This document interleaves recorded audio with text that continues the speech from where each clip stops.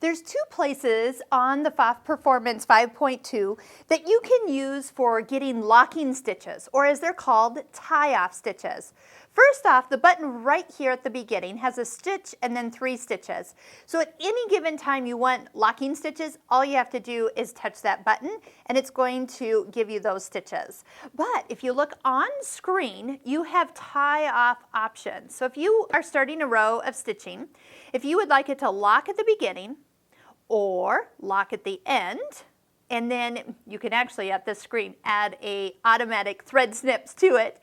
You can have a row of stitches that is completely secure at the beginning and end and cut for you on demand. So let me show you what I mean. So I've got a decorative stitch and I can engage 1, 2, or all 3 options within the tie off option tab here. Notice it kind of stays green when it's on. And as I move from stitch to stitch, so if I go to another stitch, notice it's still engaged. I don't have to turn that on every single time. So this is actually a great feature, but you gotta take some time to use it so you really kind of help start understanding how it actually can be integrated in the type of sewing that you're doing. So let's go ahead. I was gonna do this stitch 13.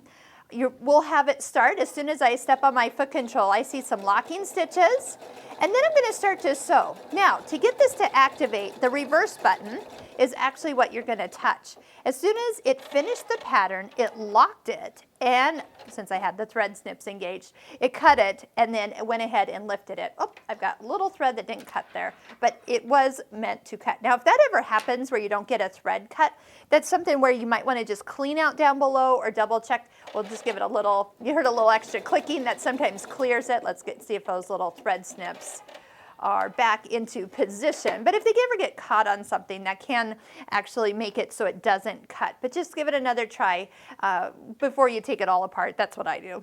All right. So at any given time, you can have it lock at the beginning, lock at the end, have it cut, or have it not cut. You choose. That's one thing about the Pfaff sewing machines these days, is that you can set this for the way you like to sew. So experiment with some of these different features, figure out the difference between just the immediate tie-off and the tie-off options.